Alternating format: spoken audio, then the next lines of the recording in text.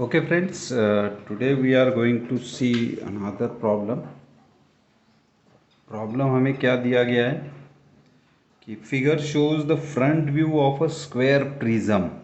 Now remember, little bit conscious about these words: prism, pyramid, cone.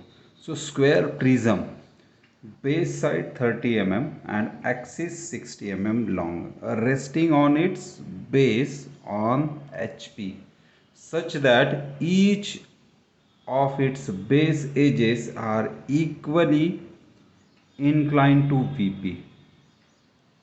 So base all sides must be equally inclined to VP. The prism is cut by two cutting planes, C1 P1 and C2 P2, as shown in figure. So in figure itself it is say that the one cutting plane is C1 P1, second is C2 P2, and this cutting plane intersect at this point, which is 9.5 mm from axis, and from bottom it is 40 mm above. So this is the our statement. Before proceeding to solve this question, we will first make the concept clear about the pyramid and prism. So pyramid, suppose this is a square pyramid, this is back side, so I am showing by dotted line. So pyramid having one base and one apex point, and this all base corner are joined to apex. तो pyramid में हमेशा एक base होगा और top में एक apex point होगा, और ये अपेक्स टू ये सारे बेस पॉइंट जॉइंट होंगे. अगर मैं बेस को A B C and this back and D बोलता हूँ, सो ये अपेक्स पी के साथ जॉइंट है, और अपेक्स पी से एग्जैक्ट अगर वर्टिकल कोई लाइन ड्रॉ होती है बेस तक, तो वो हो जाएगी सेंटर लाइन. और सेंटर लाइन को हम सपोज पी क्यू नाम देते, तो सेंटर, तो ये होगी एक्सिस हाइट, ये base, these are slant height, slant height, ये जो है P Q is axis height. अब ये हो गया pyramid, this is called pyramid. अब स्क्वायर बेस है इसलिए स्क्वायर पिरामिड. अगर बेस पेंटागोनल होगा तो पेंटागोनल पिरामिड. अगर ये हेक्सागोनल है तो हेक्सागोनल पिरामिड. अगर ये ट्रायंगल है, रेक्टेंगल है, तो जो भी बेस का शेप होगा उस पिरामिड का नाम वैसे हो जाएगा. लेकिन पिरामिड में बेसिक डिफरेंस क्या है कि एक ही बेस होता है और दूसरा अपेक्स होता है. अब प्रिज्म की बात करते हैं. प्रिज्म में होता क्या है कि एक आपका बेस है, सपोज ये स्क्वायर बेस ही ले रहे हम, सो एक स्क्वायर बेस है और सेम साइज का स्क्वायर टॉप फेस भी होगा.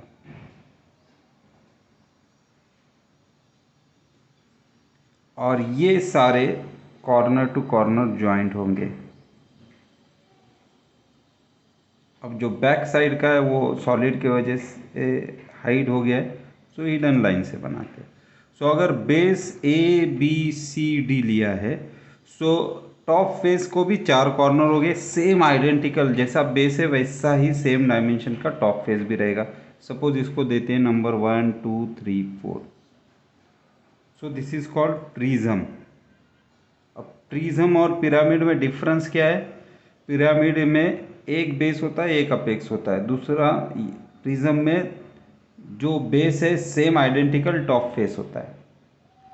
दूसरा डिफरेंस ये है कि यहाँ पे स्लैंट हाइट्स होती है, यहाँ पे एग्जैक्ट वर्टिकल हाइट्स होते हैं. तो कोई भी हाइट लोगे, A1 या B2 या C3 या D4, exact all heights are true length. यहाँ पे स्लैंट हाइट है और एक्सिस हाइट है. यहाँ पे एक्सिस अगर मुझे बनाना है तो एक्सिस सेंटर यहाँ पे होगा P पॉइंट. यहाँ से अगर मैं सेंटर लाइन बनाता हूँ तो बेस के सेंटर तक Q पॉइंट. सो पी क्यू, ये अगर हमारा सेंटर लाइन है तो ये उतना ही होगा जितना ये साइड्स की हाइट है. पिरामिड में सारे फेसेस ट्रायंगुलर शेप के रहेंगे, साइड सरफेस. प्रिज्म में सारे फेसेस रेक्टेंगल शेप के रहेंगे। यहाँ पर भी पिरामिड जैसा ही, अगर ये स्क्वायर है तो स्क्वायर प्रिज्म बोलेंगे, अगर बेस और टॉप फेस ट्राइंगल है तो ट्राइंगल, पेंटागन है तो पेंटागन, हेक्सागन है तो hexagonal prism. So this is the basic difference. अभी जो हमें एक क्वेश्चन दिया है उसमें बोला क्या है, it is a square prism, that's means it having square base as well as square top face. और कैसे कट हुआ है तो उन्होंने एक फ्रंट व्यू भी दे दिया है। तो अभी हमें पहले करना क्या पड़ेगा, इसका फ्रंट व्यू बनाना पड़ेगा, टॉप व्यू बनाना पड़ेगा, उसके बाद हम इसको डेवलप करेंगे। और जब डेवलप होगा उसके बाद हम ये कट सेक्शन वाले पॉइंट्स मार्क करेंगे। सो पहले हम इस डायग्राम के हिसाब से फ्रंट व्यू और टॉप व्यू बना लेते हैं। सो ड्राफ्टर को मैंने पेज की एज के साथ मैच कर लिया तो एग्जैक्ट हॉरिजॉन्टल वर्टिकल लाइन देगा। अब यहाँ से मैं ड्रॉ करना चाहता हूँ। सो यहाँ पे मैंने एक्सिस बना ली। अब एक्सिस से 10 mm नीचे हम ड्रॉ करना शुरू करते हैं, लेकिन ये कौन सा है, स्क्वायर प्रिज्म जिसके सारे साइड्स इक्वली इंक्लाइन है। तो उस केस में हम क्या करते हैं, ओरिजिनल साइज़ का पहले प्रिज्म बना लेते हैं। ओरिजिनल साइज़ कितना दिया है, 30 mm। सो हम पहले यहाँ 30 mm का स्क्वायर बना लेंगे। सपोज 30 से काउंट कर रहा हूँ, 10 20 30 यहाँ तक आ गया। सो ये हो गया 30 mm साइड। अब हॉरिजॉन्टली भी 10 20 30 यहाँ तक हॉरिजॉन्टल साइड, फिर यहाँ पर भी horizontal side. This is the easiest way, क्योंकि आपको बोला है कि इस पिरामिड का जो बेस है, सॉरी प्रिज्म का जो बेस है वो इक्वली इंक्लाइन टू वीपी है। तो अब वो ड्रॉ करना है, मतलब ये ऐसे नहीं आएगा। ये अगर ऐसे बनता तो ये दो साइड्स पैरेलल टू वीपी होता और ये दो साइड परपेंडिकुलर टू वीपी। तो ये ऐसे बनने वाला है। तो इसको टिल्ट करना है, यहाँ पे विद डायमेंशन ड्रॉ करना है। तो हम क्या करेंगे, अभी ओरिजिनल 30x30 का पहले एक स्क्वायर बना लिया। अब इसका डायगोनल्स बना लेते।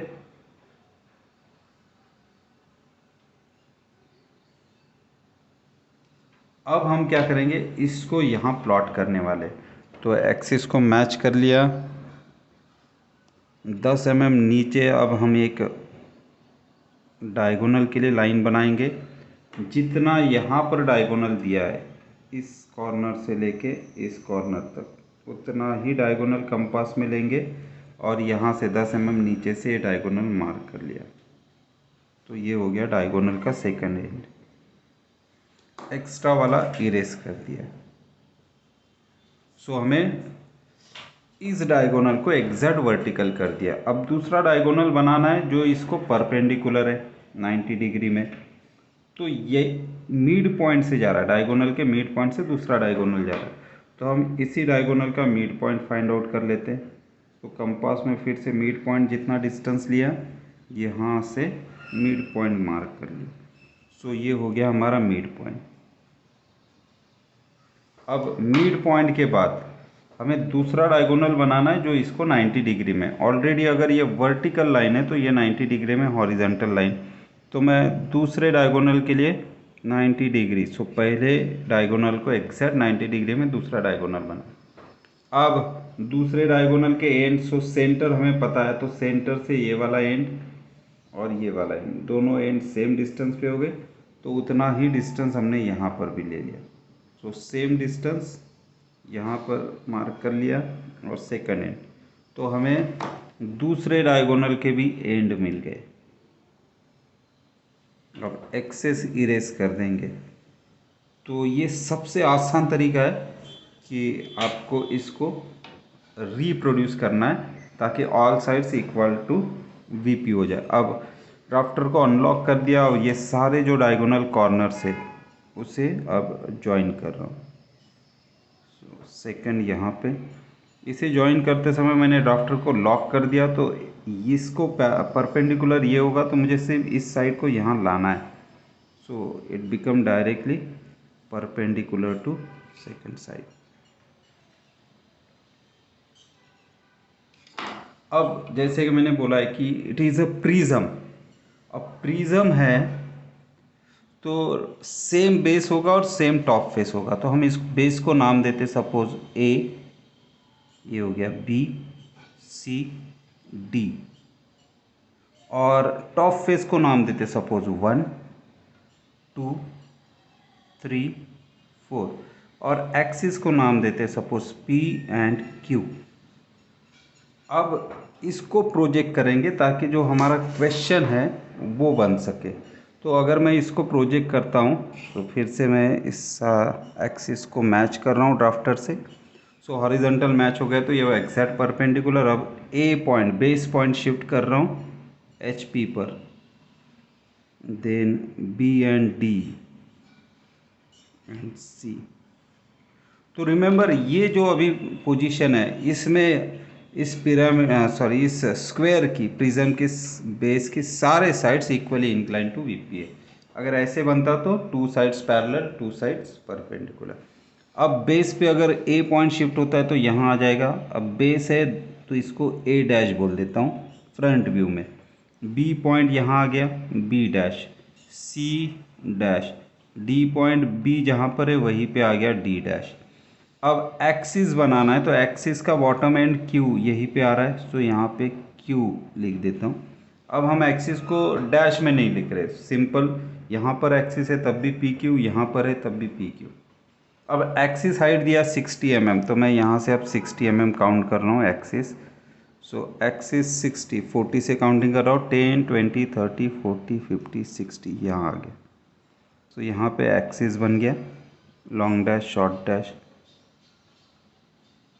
अब जितनी एक्सिस है उतने हाइट पे इसका टॉप फेस आएगा, तो टॉप फेस के लिए एक कंस्ट्रक्शन लाइन बना दी।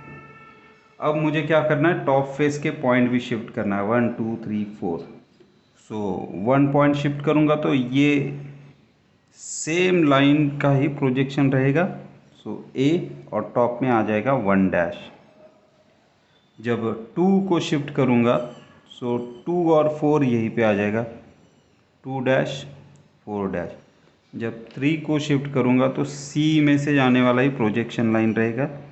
सो ये हो गया 3 डैश। अब एक्सेस पोर्शन इरेज कर देता हूँ।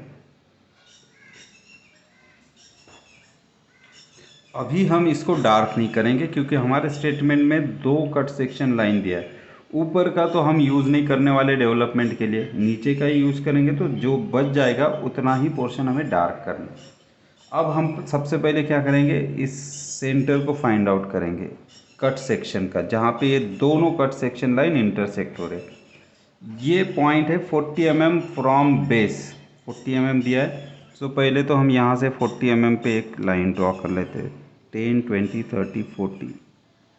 सो ये 40 mm पे एक लाइन बना दी। और यहाँ से कितना है 9.5, तो यहाँ से 9.5। सो 9 एंड दिस इज हाफ।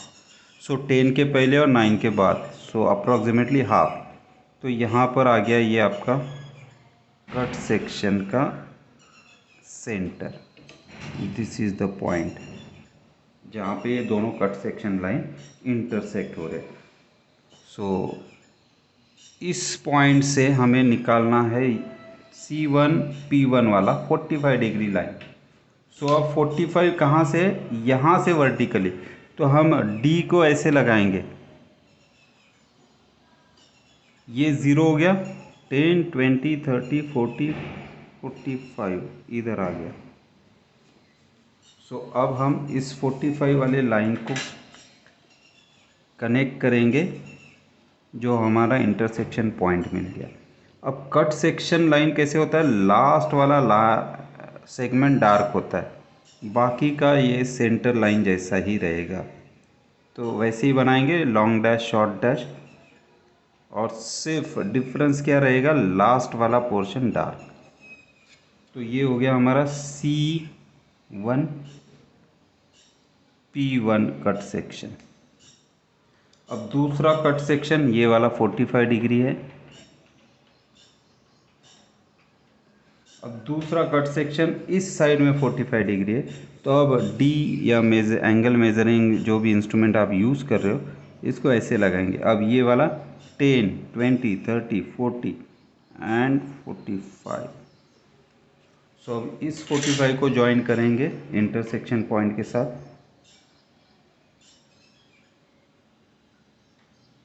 अब यहाँ पर भी कट सेक्शन लाइन है तो ये भी वैसे ही ड्रॉ होगा, सिर्फ लास्ट सेगमेंट डार्क रहेगा और बाकी का सेंटर लाइन।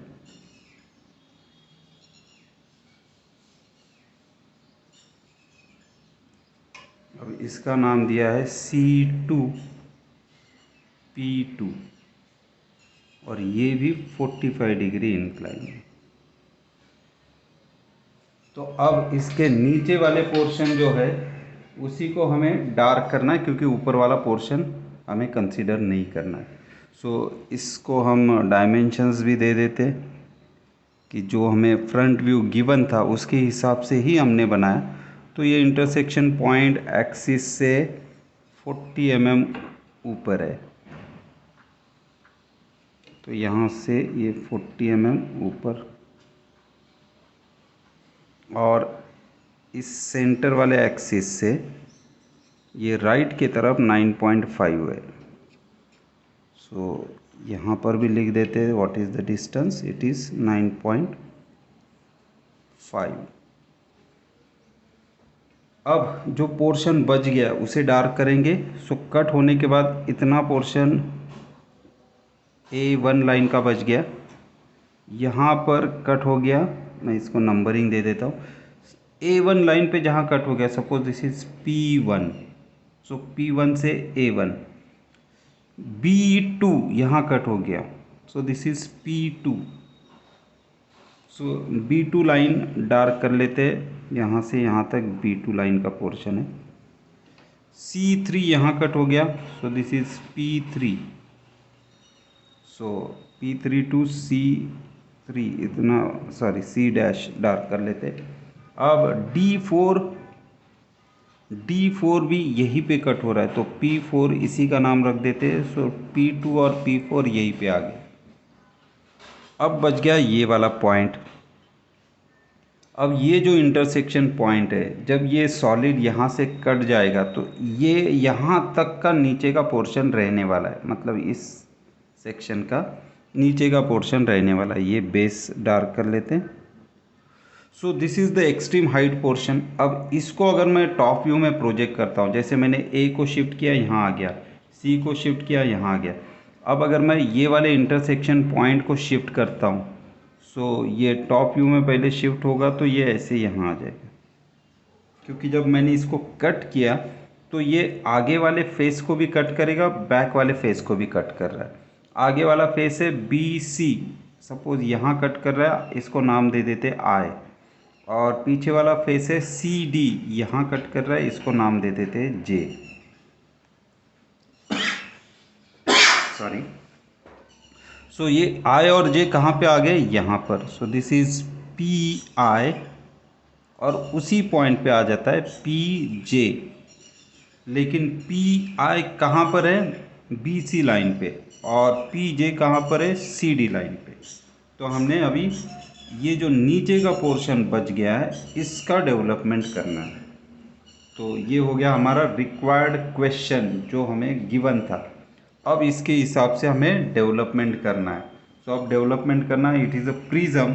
तो क्या करेंगे हम, प्रिज्म का पहले पैरेलल हाइट बना लेते, क्योंकि यहाँ पे पिरामिड जैसा ट्रू और अपेरेंट स्लैंट हाइट ऐसा नहीं है। यहाँ पे सारे हाइट्स ही एग्जैक्ट इक्वल टू एक्सिस होगा। तो बॉटम से टॉप तक ये एग्जैक्ट 60 mm ही होगा। अब ये हो गया एक हाइट। अब यहाँ से हमें इसको डेवलप करना है। अब डेवलप करते समय यहाँ चेक कर लेते हैं। यहाँ अगर डेवलप करना है, अगर मैं 1 से कट कर रहा हूँ, सो 1 से कट करने के बाद ये वाला पोर्शन सीधा हो जाएगा। सो मैं यहाँ अगर मैं डेवलपमेंट की एज बना देता हूँ, सो ऑलरेडी टॉप मोस्ट पे कौन सा पॉइंट है, D एंड 4। जब 1 से कट करूँगा और ये ऐसे स्ट्रेट होगा तो इधर आ जाएगा 1A।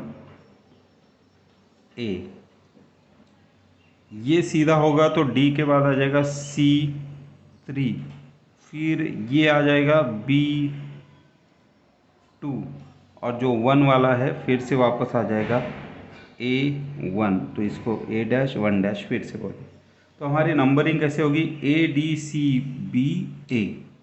तो अब डेवलप करते समय हमें क्या करना है, A to D कितना है, इट इज़ एग्जैक्ट 30 mm। सो यहाँ से 30 mm जो बेस साइज हमें दिया था, सो 1 2 सो 30 mm यहाँ हो जाता है। सो दिस इज़ A, तो A से ये हो गया D 30 mm। अब 30 mm के बाद D के बाद C आता है, D से C भी 30 mm है। सो इस D पॉइंट से C पॉइंट गिनते हैं, 10 20 30, यहाँ आ गया 30 mm। This is C point base. C से B अगेन 30 mm, क्योंकि बेस की सारी साइड्स इक्वल है, 10 20 30। सो दिस इज B। अब B के बाद फिर से A आ रहा है 30 mm। सपोज मैं 13 से काउंट कर रहा हूँ, 10 20 30, यहाँ आ गया।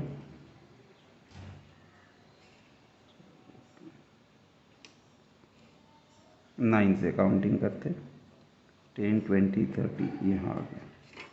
सो A' अगेन। तो इतना ही हमारा डेवलपमेंट होने वाला, हाइट वाइज 60 mm है। सो 60 mm हाइट ड्रॉ कर ली। कंस्ट्रक्शन में ही करना है, क्योंकि जो कट सेक्शन बच गया उसी को हम डार्क करेंगे। अब ये जब डेवलप करूँगा तो टॉप फेस के लिए यहाँ पर भी मैं एक लाइन बना देता हूँ 60 mm। सो डेवलप होने के बाद ये प्रिज्म एग्जैक्ट रेक्टेंगल जैसा आएगा, लेकिन उसमें एजेस आएंगी।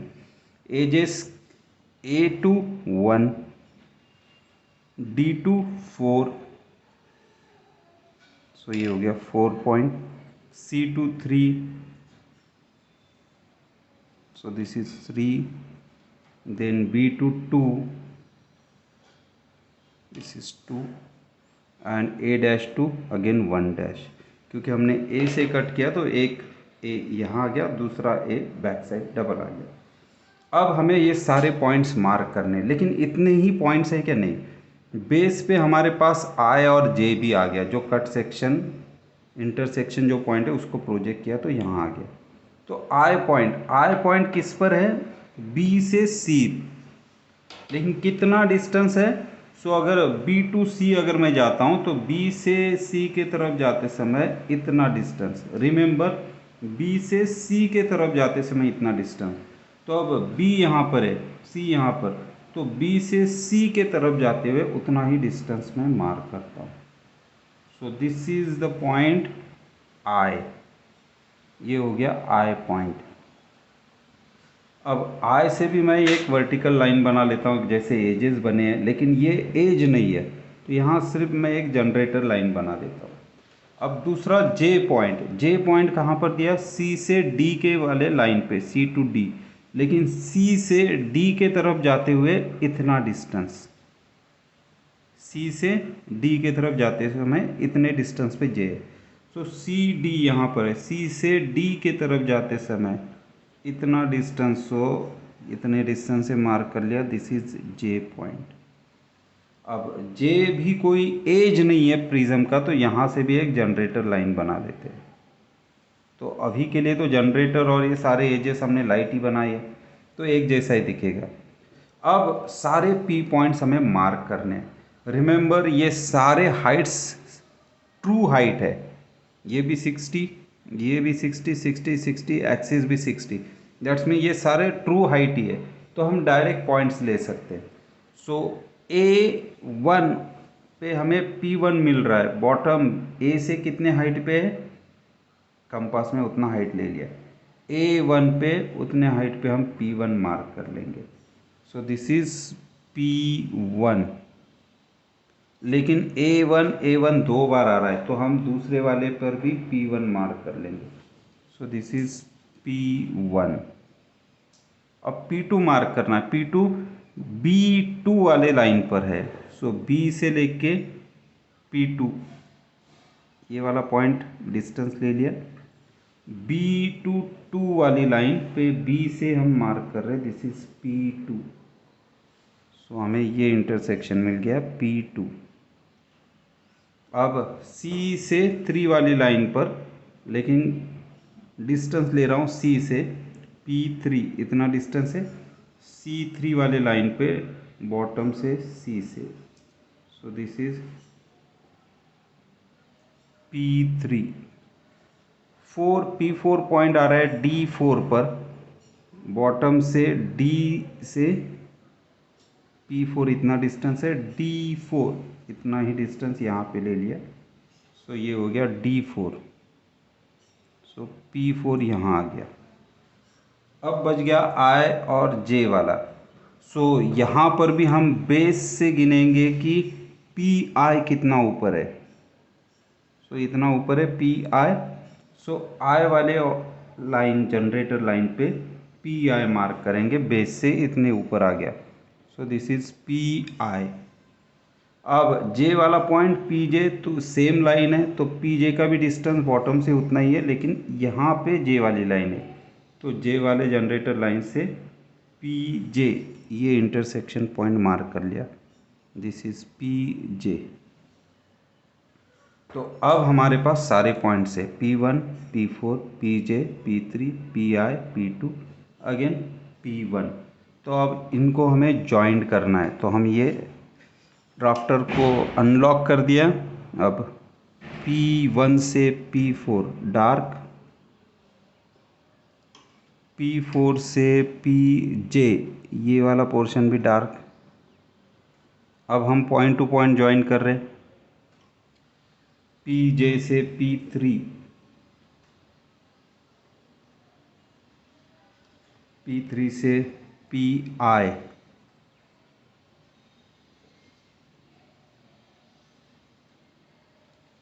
PI से P2 एंड P2 से P1 अगेन। तो ये हो गए वो एजेस जब दोनों कट सेक्शन से कट हो जाएगा। अब जो नीचे का पोर्शन बच गया है उसी को हम डार्क करेंगे, ऊपर का हमें डेवलपमेंट में कट होने के बाद थ्रो आउट करना है, सो बेस वाला पोर्शन ही हमें शो करना है। सो ये बेस लाइन और ये वाले उनके Heights P4 P3 P2 and P1। Remember I और J हमने जनरेटर्स बनाए, ये कोई भी प्रिज्म के एज नहीं है, इसलिए वो डार्क नहीं है। So this is our final answer, development of lateral surface जब दो एक्सिस से कट हो गया है। ये वाला डेवलपमेंट करते समय नंबरिंग के लिए हमने यूज़ किया था। सो होपफुली आपको ये समझ में आ गया कि जब दो कट सेक्शन लाइंस हो तो आपको वो कट सेक्शन का पोर्शन भी यहाँ मार्क करना पड़ेगा।